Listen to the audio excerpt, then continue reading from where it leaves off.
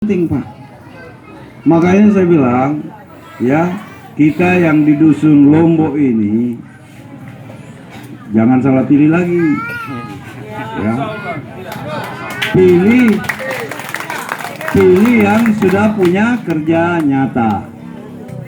Bukan pilih yang akan melakukan. Ya, kalau saya untuk makan, nyekolahkan anak udah cukup, Pak. 10 tahun dikasih kesempatan jadi Bupati Bantaeng, saya sudah syukur. Sudah bisa bangun rumah sakit 8 lantai. Ya. Yang tadinya Bantaeng sebagai kota banjir, sekarang menjadi kota yang indah. Dulu Bantaeng musim kering, air susah. Sekarang musim hujan air ditampung, musim kering air digunakan. Itulah akhirnya pemerintah. Jadi Bapak Ibu sekalian, apa yang saya sampaikan ini semua saya sudah lakukan. Makanya tinggal Bapak yang milah-milah. Karena ini waktu kemarin saya datang belum masa kampanye. Jadi saya cuma bicara biasa-biasa. Sekarang saya sudah tantang Bapak Ibu sekalian. Kalau Bapak mau maju, ya udah, jangan salah pilih. Tanya hati nurani kita. Kalau mau lebih maju lagi, langkahnya lebih baik, pilih nomor 3. Ya. Jadi Bapak Ibu sekalian, saya kira kita lihat banyak warna merah hari ini. Inilah partai pendukung nomor 3. Kebetulan warna merah ini juga partainya nomor 3, Pak. Sudah jodoh ini, ya. Jadi Bapak Ibu sekalian yang saya hormati, banyak contoh-contoh baik kita lakukan di Bantaeng hampir 10 tahun, ya. Di Bantaeng kalau Bapak Ibu sakit, walaupun orang Pinrang, cukup telepon 119, sebut alamat, dokter, perawat dengan ambulansnya yang canggih itu dalam 20 menit sudah sampai rumah, Pak. Ya, jam berapapun, 24 jam. Bapak dilayani di situ. Kalau memang tidak mau ke rumah sakit, di situ diinfus, dikasih obat, terus dikontrol, dan semuanya gratis. Kita nggak perlu lagi orang yang sakit, Pak, bukan pergi ngurus surat-surat, ngurus administrasi, bukan. Orang pergi berobat itu datang langsung diobatin. Bayangkan orang sudah sekarang masih antri di loket. Sudah dihilangkan itu sistem itu. Ya. Bantaeng itu ketika orang sakit ke rumah sakit langsung dilayani. Siapa yang ngurus surat-suratnya? Rumah sakit, kepala desa, lurah atau camat. Itu sistem, Pak. Kalau orang sakitnya lagi, kasihan orang tidak ngerti dari kampung, dia suruh ngurus surat-surat, mutar-mutar, itu nggak dilayani nanti, ya.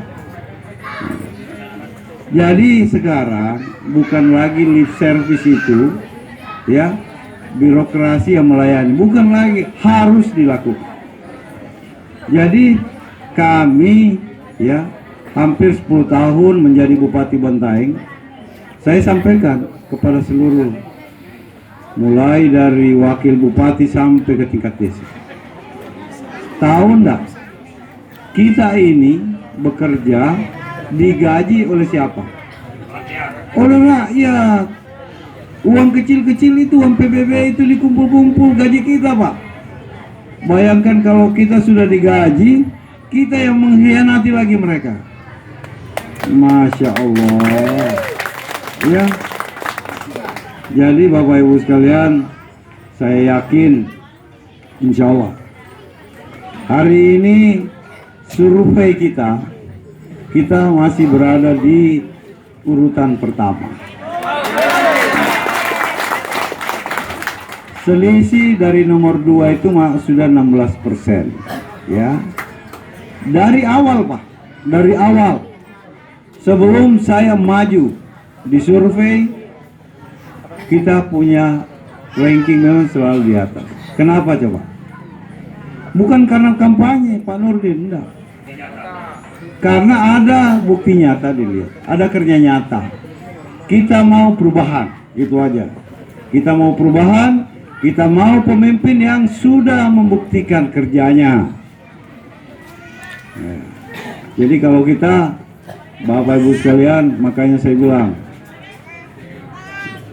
kalau tanggal 27 Juni, insya Allah kita ditakdirkan, gilirannya saya lagi yang bekerja. Mulai hari ini, Bapak Ibu sekalian, ya bekerja, ya sampai tanggal 27 Juni. Jangan hanya di Dusun Lombok, jangan. Teleponin seluruh keluarga yang ada di Sulawesi Selatan. Kalau you mau maju, nomor 3. Ya kalau saya, ya jujur saja Pak, saya kalau tidak jadi gubernur masih bisa makan, ya. Karena sebelum saya jadi bupati, saya sudah presiden direktur utama perusahaan Jepang. Ya. Saya berkedudukan di Shanghai, di Xiamen, ada juga di Makassar yang namanya PT Maruk International Indonesia, itu punya saya. Makanya saya ke Bantaeng tinggal mengabdi, bukan cari uang lagi. Ya. Kalau mau cari uang jangan jadi bupati, Pak. Ya, jangan, karena sudah jelas porsinya. Cukuplah kita ini mempersiapkan diri, nanti pada saat selesai kita di hari kemudian, kita yang terakhir Pak diperiksa. Ya, diperiksa oleh Allah. Apakah kau sudah berlaku adil atau belum selama memimpin Bantaeng? Ya. Dan itu berat, Pak. Berlaku adil itu berat. Memuaskan semua orang itu berat, ya. Makanya saya tidak mau janji muluk-muluk, Pak, karena janji itu utang, ya. Yang saya sampaikan ini yang bisa saya kerjakan, ya, seperti soal air, ya. Bagaimana nanti petani-petani kita ini, ya, kalau mau maju jangan hanya di Lombok belajar, Pak. Ya, pemerintah Provinsi Sulawesi Selatan siapin uang. Petani-petani ini dibawa studi banding melihat daerah-daerah yang berhasil. Kalau di Lombok saja, ya rambutannya hanya satu jenis, Pak. Tapi kalau kita pergi lihat daerah lain, ada rambutan lagi rasanya seperti ini. Ya, buahnya begini. Dan mungkin banyak variasi. Jadi Bapak Ibu sekalian yang saya hormati, saya kira tidak ada gunanya kita bicara terlalu lama, panjang, kalau kita tidak menang. Jadi tugas kita sekarang adalah menang dulu. Kalau kita sudah menang, kita sudah jadi gubernur, langsung datang lagi ke Lombok, kita bicara. Nah, ya, kita bicara lagi. Pak Gubernur, ini janji-janji Pak Gubernur dulu. Yang mana yang pertama yang mau direalisasikan? Kan gitu. Ya. Nah, tapi percaya saja, saya ini, ya, kita sebagai umat beragama, ya, tentu kita harus berkata jujur, ya. Kita harus menyampaikan sesuatu yang bisa kita kerjakan, yang bisa kita lakukan. Saya kira itu saja Bapak Ibu sekalian. Saya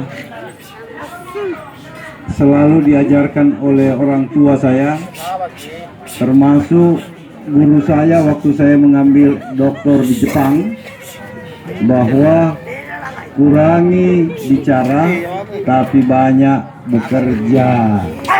Ya. Saya kira itu saja. Terima kasih.